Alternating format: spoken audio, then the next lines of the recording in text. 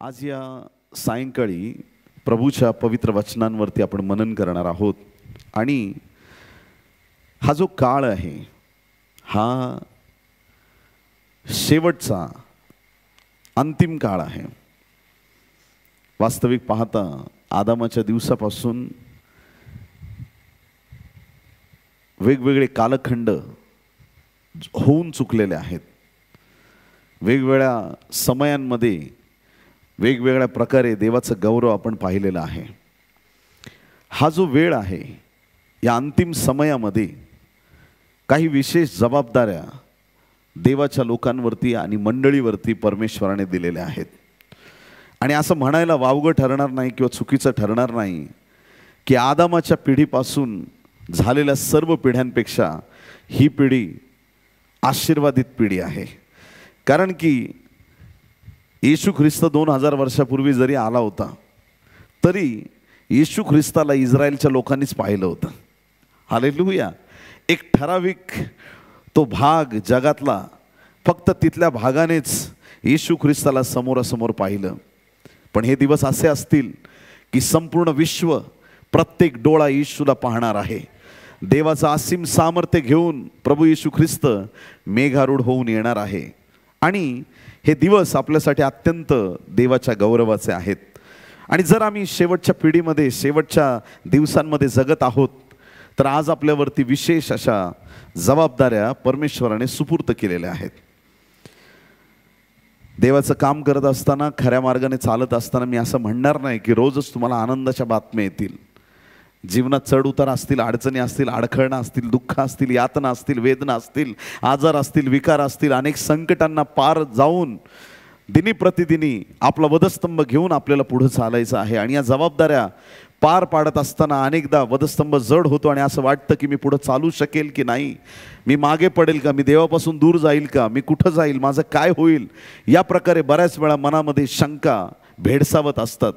पारिवारिक समस्या, वैयक्तिक जीवनातल्या समस्या, मंडळातल्या चढाओढी, राजकारण, अनेक गोष्टी आणि त्या सगळ्या परिस्थितीमध्ये बऱ्याच वेळा आपल्याला भीती वाटते की मी देवापासून दूर जाऊ नये, कारण की मी माझं जीवन माझ्या प्रभूला दिलेलं आहे आणि कुठले असं अडखळण माझ्या जीवनात राहू नये की ज्याद्वारे मी देवापासून दूर जाईल। आणि आपली ओढ ही परमेश्वराकडे आहे। या शेवटच्या दिवसामध्ये योहान याचा 16वा अध्याय आणि 20वे वचन आपल्याला या ठिकाणी स्पष्ट करतं। योहान याचा 16वा अध्याय आणि 20वे वचन, मी तुम्हाला खचित खचित सांगतो, तुम्ही रडाल व शोक कराल तरी जग आनंद करील। असे दिवस असतील की त्या दिवसांमध्ये तुम्ही रडाल व शोक कराल तरी जग आनंद करील।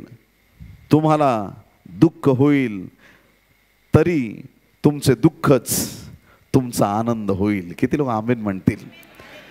परमेश्वराची ही सामर्थ्यवान योजना या शेवटल्या काळातील लोकांसाठी आहे। आजूबाजूला तुम्हाला दुःखमय परिस्थिती दिसेल, वातावरण दिसेल, परंतु परमेश्वराचं अभिवचन आहे की त्या दुःखात, त्या संकटात सुद्धा परमेश्वर तुम्हाला हर्षभरित करणार आहे। आमेन।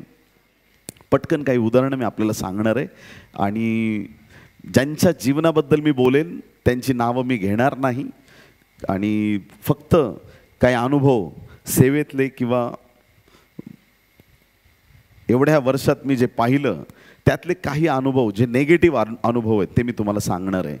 बऱ्याच वेळा सेवकांकडून साक्ष आपल्याला ऐकायला आवडते, कसं देवाने काम केलं, कसे मिराकल झाले, कसं अद्भुत काम झालं। परंतु काही असे प्रसंग मी पाहिलेत की ज्याच्यामध्ये मी स्वतः निराश झालो आणि त्या घटना घडताना किंवा होत असताना मी काहीच करू शकलो नाही। मला वैयक्तिक रीतीनं त्याच्यामध्ये काहीच करता आलं नाही। मी खूप प्रार्थना केली, तेवढंच करू शकलो। परंतु कधी अशा दुःखांमध्ये, कधी समस्यांमध्ये आपल्याला मार्ग सुचत नाही, असं बऱ्याच वेळा आपल्याबरोबर घडतं आणि ह्या कोंडीमध्ये सापडल्यानंतर माणसाचं मन हे फार निराश होऊन जातं। असे काही अनुभव मला मिळाले। सर्वप्रथम मी सांगेन की 1996 मध्ये जसं मी प्रभूचा स्वीकार केला एका अलौकिक साक्षीद्वारे आणि त्या साक्षीने माझं जीवन परिवर्तित केलं आणि मला कळालं की ज्या देवाची मी सेवा करतो तो देव जिवंत आहे, तो बोलणार आहे, अद्भुत चमत्कार करणार आहे। मी माझं जीवन वयाच्या 15व्या वर्षी प्रभू येशू ख्रिस्ताला समर्पित केलं.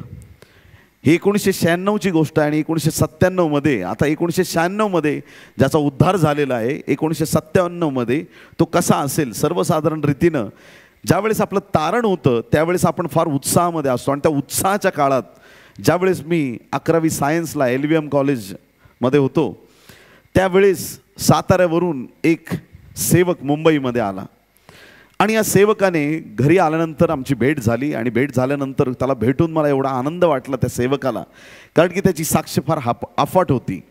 एका विधर्मित परिवारातून आलेला तो तरुण सेवक ज्यावेळेस त्याची साक्ष सांगतो त्यावेळेस माझे अश्रू थांबत नाहीत. आणि मी त्यांना ज्यावेळेस त्यांच्याकडून ऐकतो त्यावेळेस मला फार स्फूर्ती मिळते. त्यांची साक्ष अशी होती की जन्मतः ते मुके आणि बहिरे होते. जन्मापासून त्यांना बोलता किंवा ऐकता येत नव्हतं. विधर्मी परिवारातून होते आणि काहीतरी कारणानिमित्त हॉस्पिटलमध्ये ॲडमिट होण्याची त्यांच्यावरती वेळ आली काय आजारामुळे.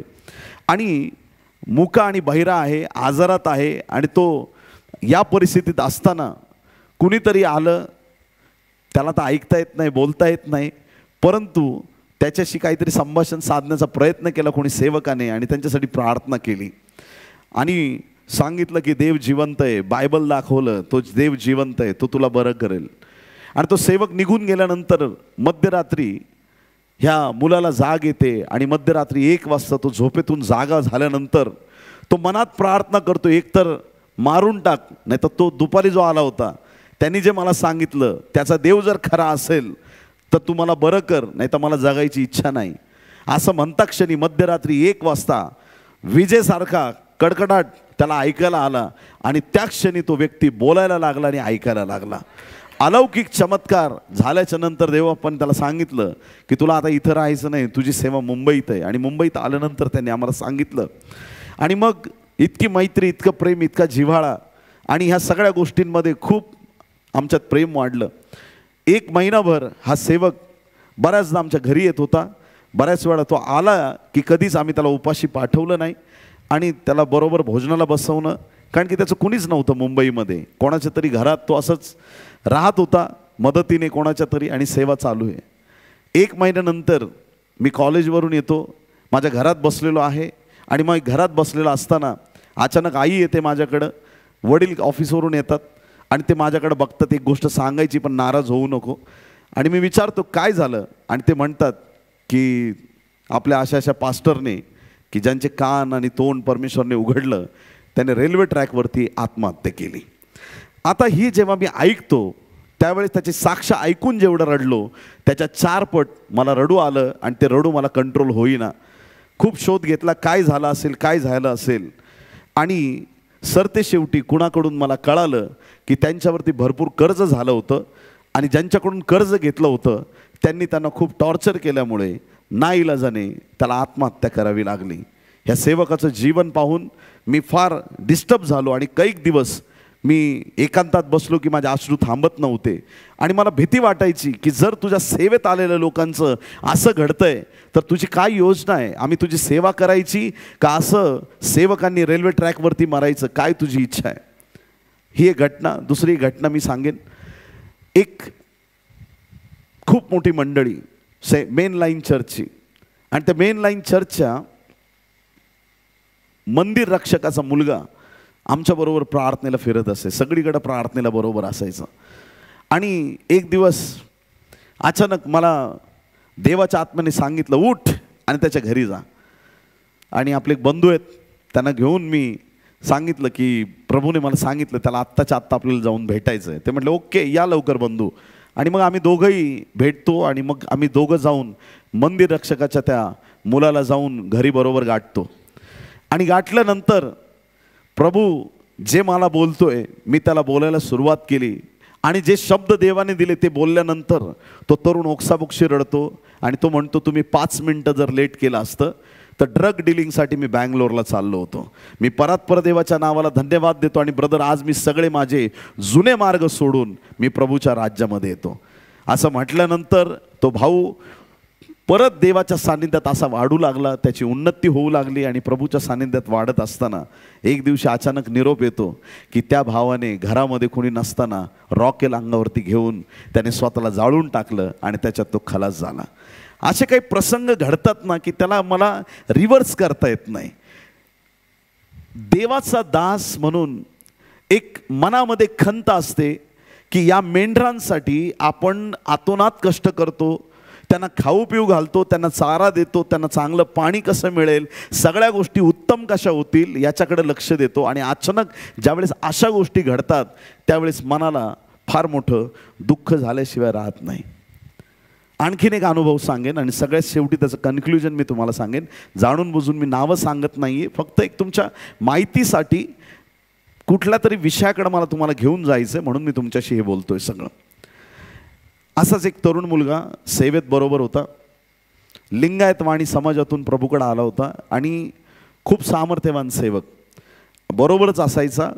आणि मग नंतर मला लोक सांगू लागले की ब्रदर, तुम्ही जे संदेश देता ना हा तेच रिपीट करतो, तुम्ही जे संदेश सांगता आम्ही त्या गावाला गेलो, तुमचा जसाच्या तसा संदेश त्याने तिथं सांगितला आहे, त्याला समजून सांगा. त्याला मी म्हटलं संदेश विकास कांबळेचा नाही, संदेश देवाचा आहे आणि ह्याच्यावरती कोणाची पाबंदी नाही आहे का माझा संदेश मीच देईल आणि त्याचा संदेश तोच देईल. जर देवाने मला प्रकट केलं आहे आणि तो भाऊ बोलतोय तो उलट मला आनंद वाटला पाहिजे. आणि तो खूप देवाच्या सान्निध्यात वाढत गेला आणि एक ठिकाणी त्याने मंडळी स्थापन केली, चांगल्या रीतीने त्याची सेवा वाढत होती. ते शेवटी आम्ही त्याला नागपूरच्या बायबल कॉलेजला पाठवलं. आता बायबल कॉलेजला गेल्यानंतर तरुणच लेकरू ते, तिथं थोडंसं रेस्ट्रिक्शन होतं, मुलांनी मुलीशी बोलायचं नाही. आणि याच्याकडून ती चूक झाली की त्याने कुठल्या सिस्टरशी बोलण्याचा प्रयत्न केला, त्याचं इंटेन्शन मला आजपर्यंत माहीत नाही, परंतु तो तसं बोलल्यामुळे कुणीतरी ते पाहिलं, कंप्लेंट केली आणि त्याला तिथून हाकलून दिलं. तो रिटर्न आल्यानंतर आमचे जे senior man of God pastor होते त्यांच्यासमोर हा किस्सा आला आणि त्यांनी सुद्धा चर्चमधून त्याला हाकलून दिलं की तू माझं नाव तिथं खराब केलं, तू लायकीचा नाही, तू निघून जा. असं म्हटल्यानंतर आम्ही त्याला भरपूर सपोर्ट करण्याचा प्रयत्न केला. पण आज देवाच्या प्रिय लोकांनो, हा तरुण मुलगा अजिबात देवामध्ये नाही आहे. फेसबुकवर ज्यावेळेस आजही मी त्याचे स्टेटस बघतो माझ्या काळजाचं पाणी पाणी होतं की एकेकाळी ज्याला आम्ही पास्टर म्हणून म्हणायचो आज तो टिळे लावून आणि सगळ्या गोष्टी करून तो देवापासून अत्यंत दूर गेलेला आहे. त्याला किती मेसेज पाठवले, त्याला किती समजून सांगण्याचा प्रयत्न केला, किती भावांना पाठवलं, पण आज तो आमच्या हाताच्या एवढा बाहेर गेलाय. पण त्याच्यासाठी आम्ही प्रार्थना करत आहोत, परंतु तो हाती लागेना. या गोष्टींनी खूप माझ्या मनाला दुःख झालं आणि खूप मला त्यामुळे यातना झाल्या. आणखीन चौथं शेवटचं उदाहरण सांगेन, फार गोष्टी नाही सांगणार आहे. एक भाऊ त्याच्या घरातल्या प्रत्येक कार्यक्रमात, प्रार्थनेत आवर्जून मी हजर व्हायचो, प्रत्येक गोष्टीमध्ये. आणि त्याला एवढं देवामध्ये त्याला सपोर्ट केला, त्याच्याबरोबर उभं राहिलो, त्याला इन्करेज केलं.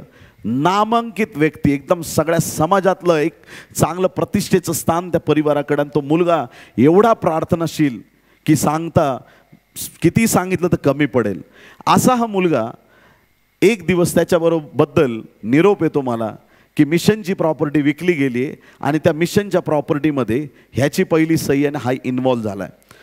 आणि मग तात्काळ आम्ही काही फोन केले आणि काही कन्फर्मेशन केलं, कारण डायरेक्ट त्याला बोलावं तर वाईट वाटेल ना, तू झालास का इन्व्हॉल्व, तू हे लबाडीचं काम, यहुदाचं काम तू करतोयस का. आणि मग देवाच्या प्रिय लोकांनो, काही सेवकांना आम्ही तिथं त्याच्या घरी पाठवलं चर्चेसाठी आणि त्यांनी म्हटलं हो मी सही केली आहे.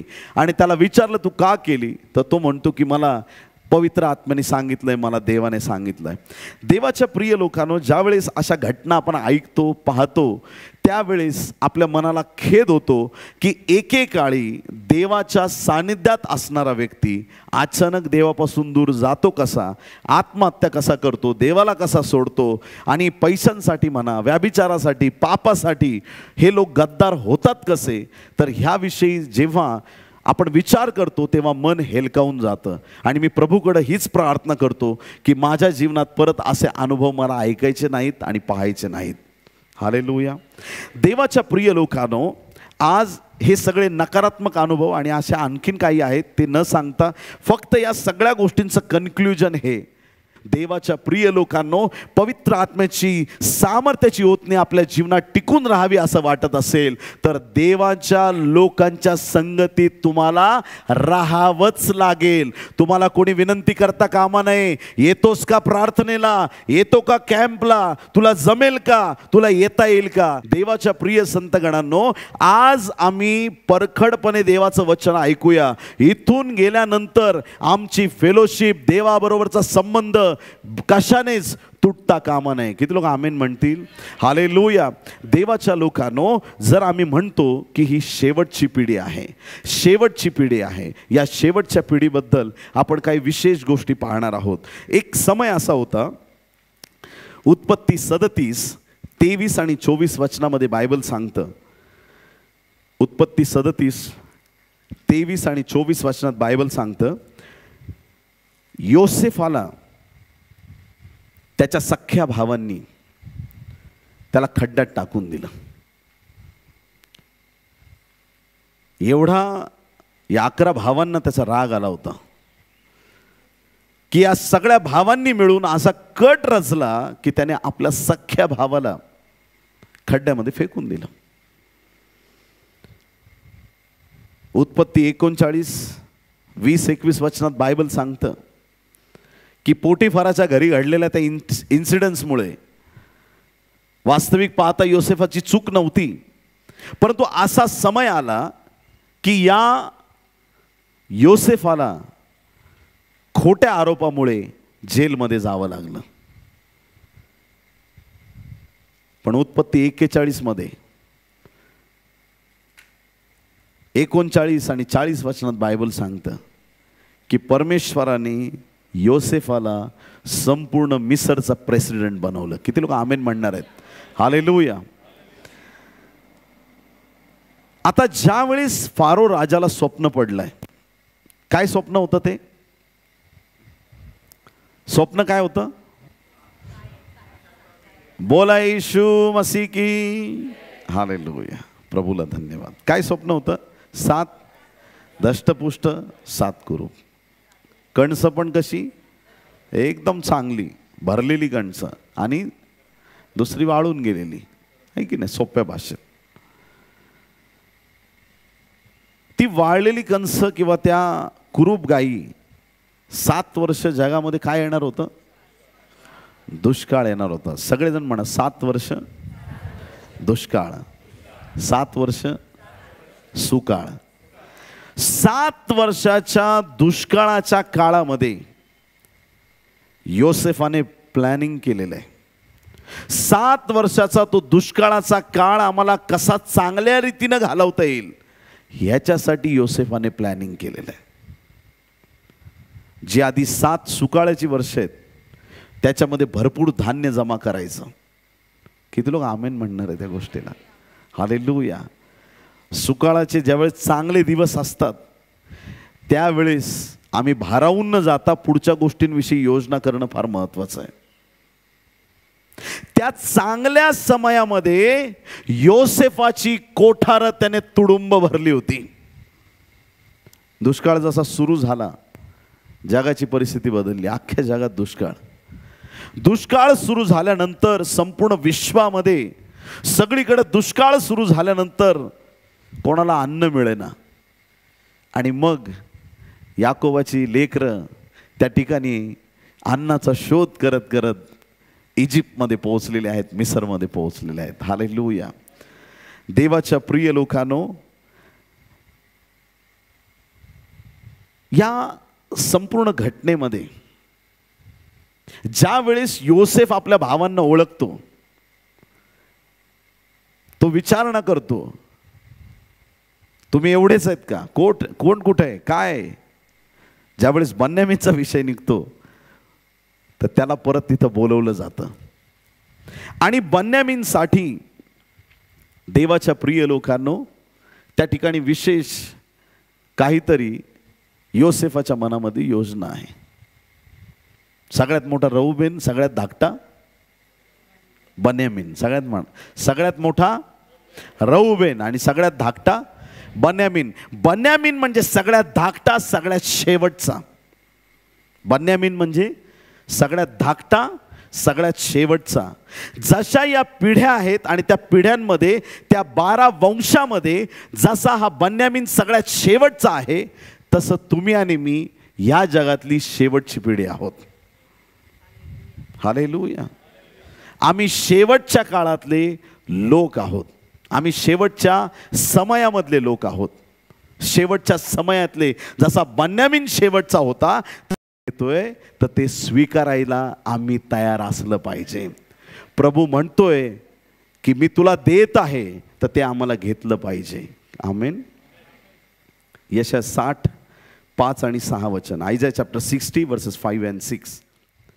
हे पाहशील तेव्हा तुझ्या मुखावर आनंद चमकेल, तुझ्या हृदयाला स्फुरण येऊन ते विकास पावेल. बायबलमध्ये एकदाच विकास शब्द आलाय आणि दर संदेशात हे वचन मी घेतच असतो. प्रभूची स्तुती असो.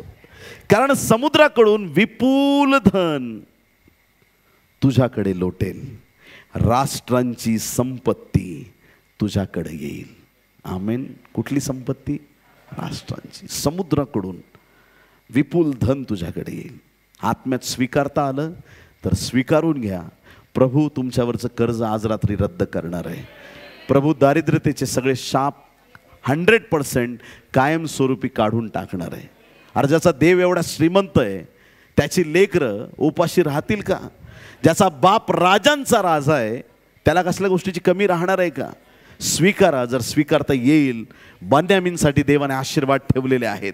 बन्यामीनसाठी देवाने आशीर्वाद ठेवलेले आहेत. त्या आत्मिक क्षेत्रात आशीर्वाद ग्रहण करा. समुद्राकडचं धन तुमच्याकडे येणार आहे. कुठून? कुठून धन येणार आहे? समुद्राकडून. काय अर्थ आहे समुद्र? प्रकटीकरण 13व्या अध्यायात 2 श्वापद आहेत. एक भूमीतून आलेलं श्वापद, एक समुद्रातून आलेलं श्वापद. समुद्रातून आलेलं श्वापद, समुद्र, बायबलमध्ये अनेक रेफरन्स आहेत. समुद्र म्हणजे लोक. समुद्र म्हणजे लोक. देव तुम्हाला असा बिझनेस देईल का सगळे लोक येऊन तुम्हाला पैसे देऊन जातील. समजायलंय का नाही समजायलंय? हालेलुया. राष्ट्रांची संपत्ती तुमच्याकडे येईल. एका करन्सीमध्ये नाही येणार. अमेरिकन डॉलरमध्ये येईल, युरोजमध्ये येईल, रुपीजमध्ये येईल.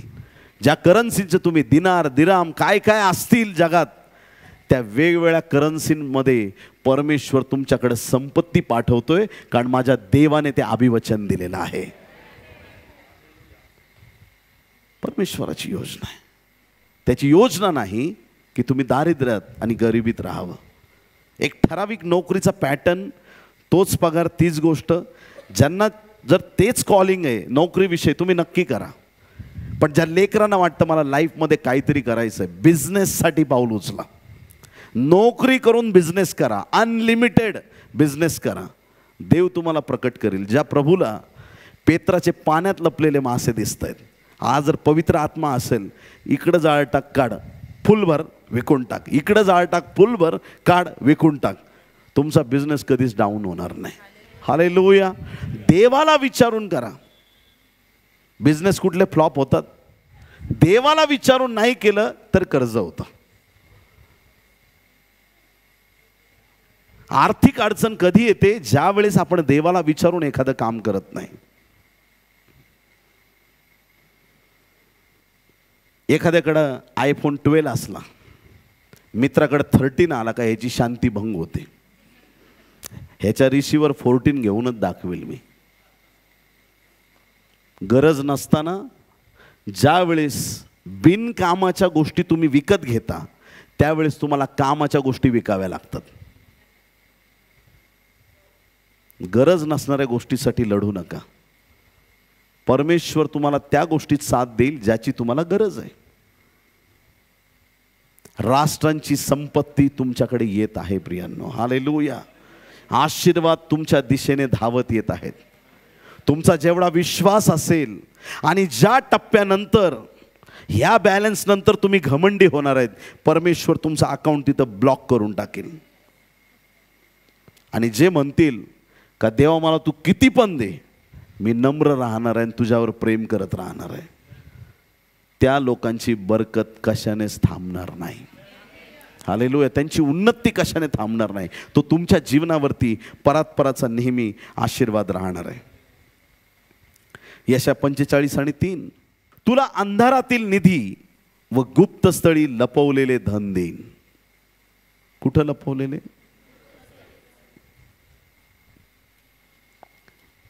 तुम्हाला माहीतच नाहीत अशा गुप्त ठिकाणातून परमेश्वर तुम्हाला उभं करेल. ज्या आयडियाज जगाकडे नाहीत त्या परमेश्वर तुम्हाला रिव्हील करेल. तुम्ही संशोधन कराल, तुम्ही रिसर्च कराल, ज्या गोष्टी जगाला माहीत नाहीत त्या तुम्ही शोधून काढाल आणि जगापुढे मांडाल. आज जगात सगळ्यात जास्त संशोधन कुणी केले असतील तर ते इस्रायलचे यहुदी लोक आहेत. त्यांचे असे आविष्कार आहेत कारण त्यांना माहीत आहे की त्यांचा देव गुप्त अंधारातल्या गोष्टी प्रकट करणारा परमेश्वर आहे. आज विश्वासणाऱ्यांसाठी आशीर्वाद आहेत, हे आम्ही स्वीकारणं गरजेचं आहे. अंधारातील निधी गुप्तस्थळी लपवलेले धन देईन, म्हणजे तुला समजेल की तुला माझ्या नावाने हाक मारणारा, तुला तुझ्या नावाने हाक मारणारा मी परमेश्वर इस्रायलाचा देव आहे. हालेलुया. तो परमेश्वर तुम्हाला आशीर्वादित करू इच्छित आहे. 2 कोरिंथ 8 अध्याय आणि 9 वचन, 2 कोरिंथियन्स चॅप्टर 8 वर्स 9, आपल्या प्रभू येशू ख्रिस्ताची कृपा तुम्हाला माहीत आहे, तो धनवान असता तुमच्याकरिता दरिद्री झाला अशा हेतूने की त्याच्या दारिद्र्याने तुम्ही धनवान व्हावे. हालेलुया. सगळे गिफ्ट सगळ्यात जास्त बन्यामीनला मिळाले आणि आतापर्यंत देवाने जेवढे गिफ्ट लोकांना दिले होते त्याच्यापेक्षा मोठे गिफ्ट देव या शेवटच्या पिढीवरती ओतत आहे. एलियाने किती चमत्कार केले? 7 चमत्कार. किती? आलिशावर दुप्पट अभिषेक. आलिशाने किती चमत्कार केले? 7 दुने 13. 7 दुने 13 चमत्कार केले. देवाचं प्रॉमिस डबल अभिषेकाचं होतं, पण त्या आलिशाने 13 चमत्कार केले त्याच्या लाईफ टाईममध्ये. पण ज्यावेळेस त्याच्या सुकलेल्या हाडांना, वाळलेल्या हाडांना श्रीमंताच्या शरीराचा स्पर्श झाला, त्या मेलेल्या हाडांमधून जेव्हा चमत्कार घडला तो पण आलिशाच्या अकाउंटवर लिहिण्यात आला. हालेलुया. त्यावेळेस ते चमत्कार, जुन्या काळात ह्यांनी हे एवढे केले, त्याने तेवढे, येशूने किती केले, जर ते लिहिले तर ती पुस्तकं जगात. आता हे लिमिटलेस पॉवर देवाची मंडळीवरती आलेली आहे. हालेलुया. अनकाउंटेबल पॉवर, मोजू शकत नाही असं सामर्थ्य देवाने मंडळीला दिलंय. मग जर आम्ही शेवटची पिढी आहोत तर सगळे गिफ्ट या शेवटच्या पिढीला आहेत. बेस्ट गिफ्ट देवाने या शेवटच्या पिढीला दिलंय, ज्यासाठी पूर्वीचे पुरातन काळातले लोक तरसत होते. आज किती आम्ही आशीर्वादित लोक आहेत की परमेश्वराने त्याचा पवित्र आत्मा तुम्हाला आणि मला दिलेला आहे. हालेलुया. ज्याला पवित्र आत्म्याचं गिफ्ट मिळालं प्रियांनो, तो माणूस कधी एकटा पडत नाही. त्याला नेहमी गॅरंटी असते, पवित्र आत्मा आहे, मी एकटा नाही आहे, तो आत्मा मला कधी सोडणार नाही. तुमच्या आत्म्याची तो देवाचा आत्मा पकड घेतो. आध्यात्मिक कृपादानं ही गिफ्ट त्याने दिलेले आहेत. आत्म्याची फळं ही गिफ्ट त्याने तुम्हाला आणि मला दिलेले आहेत. जगात आम्हाला काही प्राप्त हो न हो, देवाने आम्हाला फार मोठे गिफ्ट दिलेले आहेत. हालेलुया. फार मोठे गिफ्ट दिलेले आहेत. या शेवटच्या काळामध्ये बन्यामीनची ही पिढी आहे आणि शेवटच्या काळातल्या लोकांवरती देवाचा विशेष अनुग्रह आहे. मागच्या पिढ्यांनी जे चमत्कार घडले नव्हते, पाहिले नव्हते, ते चिन्ह चमत्कार या शेवटच्या दिवसामध्ये घडत आहेत प्रियांनो. जे त्याच्यावरती विश्वास ठेवतात त्यांच्या जीवनासाठी आज हा टर्निंग पॉइंट आहे. त्यांच्या जीवनासाठी आज ही सामर्थ्याची ओतणी आहे. आत्म्यात स्वीकारता आलं तर स्वीकारून घ्या.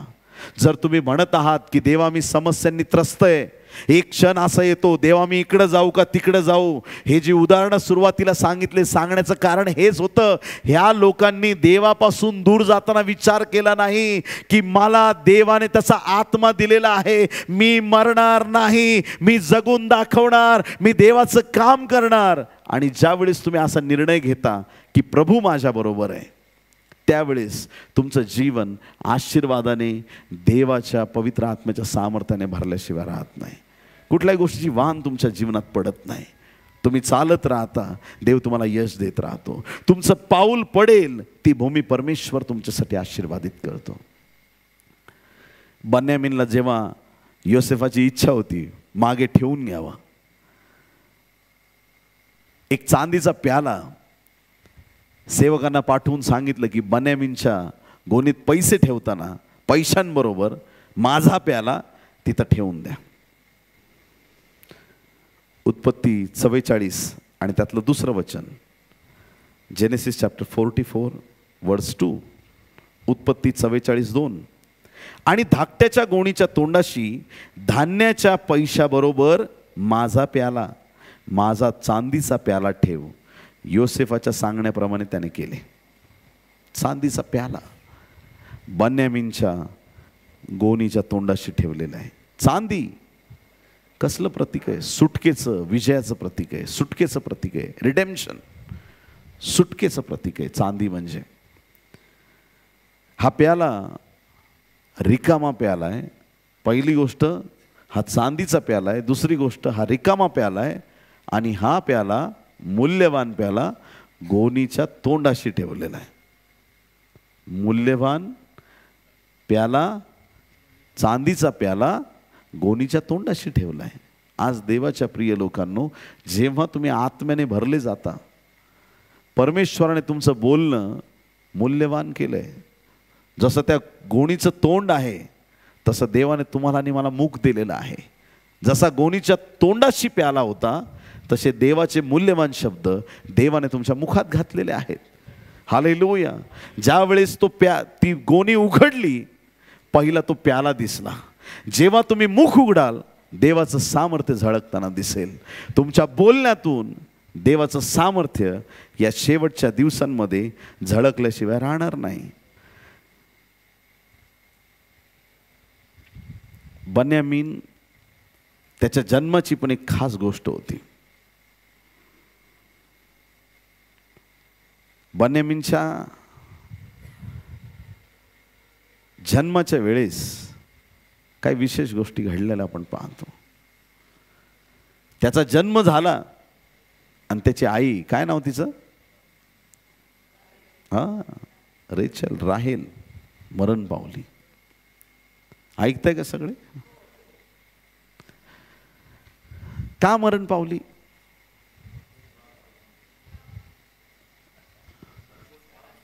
लई त्रास झाला, भरपूर त्रास झाला. अजून काय सांगता येईल? का मेली?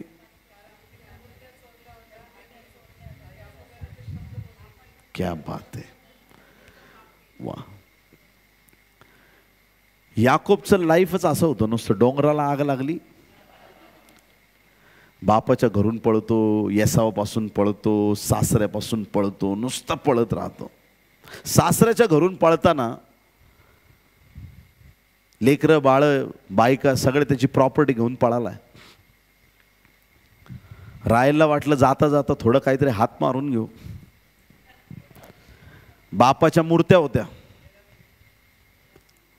घेतल्या त्या उचलून तिने.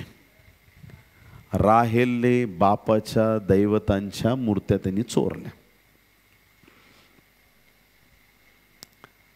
आणि जसा हा कळप, हे सगळे लोक जसे पुढे चाललेत, याकोबाच्या सासऱ्याला लक्षात आलं हे तर पळून गेले, जाताना माझ्या देवता पण चोरून घेऊन गेले.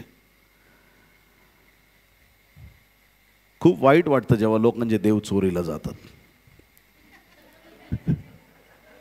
दुःख होतं माझ्या मनाला फार. काय संकल्पना आहे, देव चोरीला गेलाय, क्या बात आहे. अरे काय झालं, तू नाराज काय? माझा देव चोरीला गेलाय. वाव, तू आमच्या मागं का आला? ते काय नाही, ते देव चोरीला गेलाय.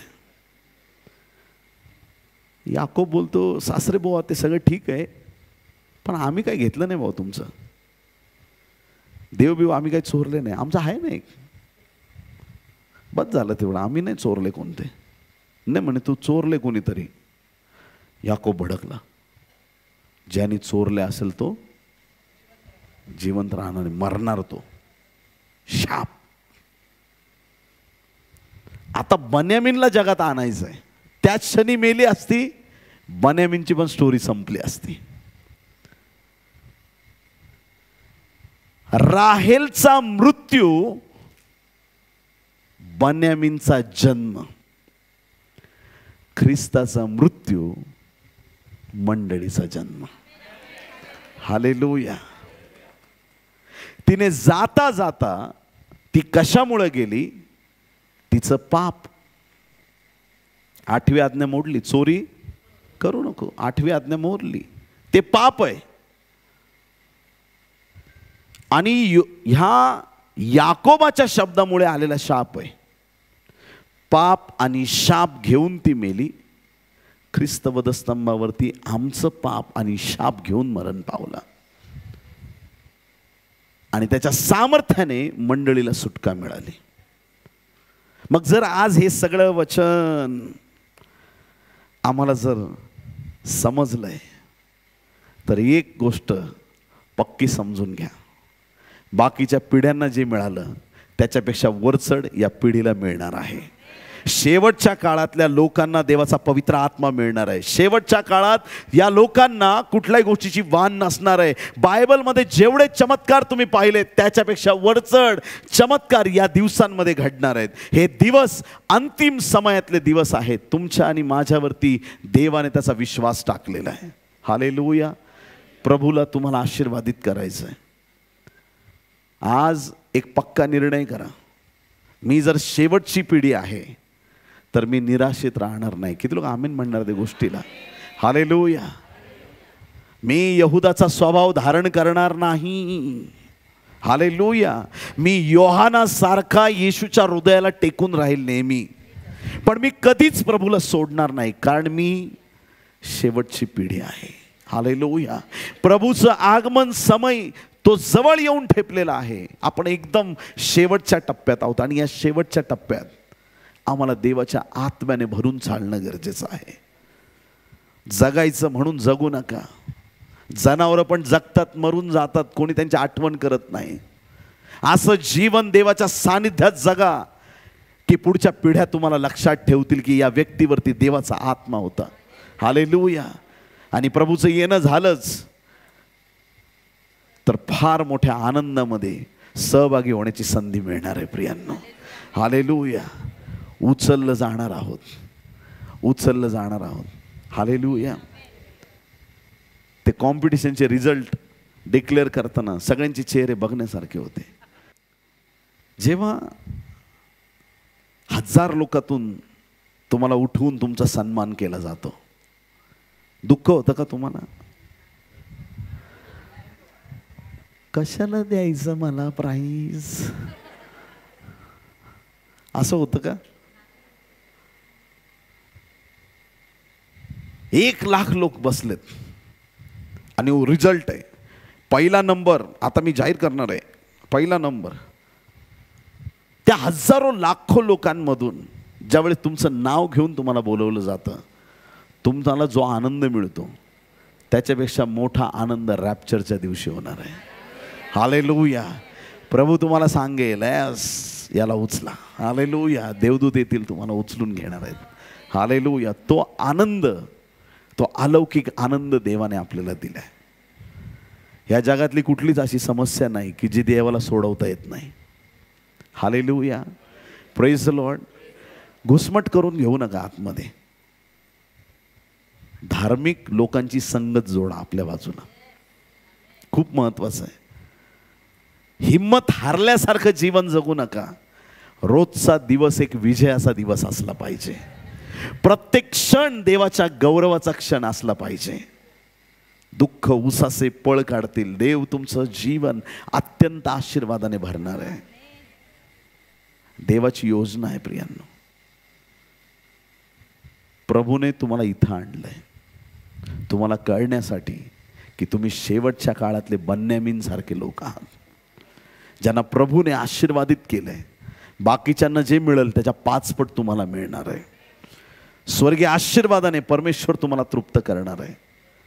कुठल्याही गोष्टीची तुमच्या जीवनात वाण पडणार नाही. मागणे कल्पना यापेक्षा अधिक परमेश्वर देवबाप तुम्हाला द्यायला तयार आहे. तुमच्या मुखातून शब्द निघण्याआधी परमेश्वर स्वर्गातून तुमच्या प्रार्थनेची उत्तरं देणार आहे. उन्नतीच्या आशीर्वादांच्या दिवसाला सुरुवात होत आहे.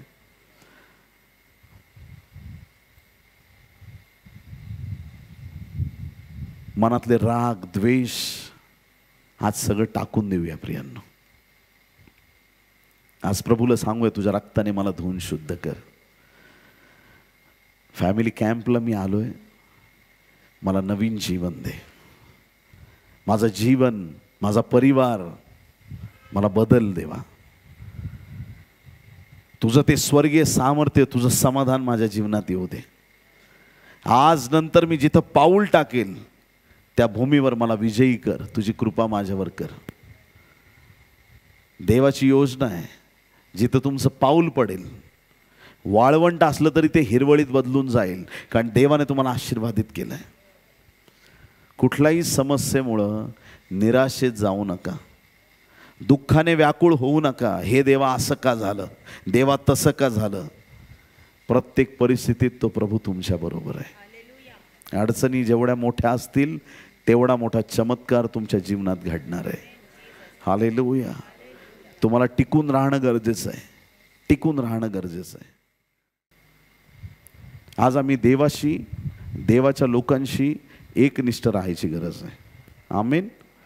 ते प्रार्थनेचं वातावरण आम्हाला पेटवून धरायचं आहे.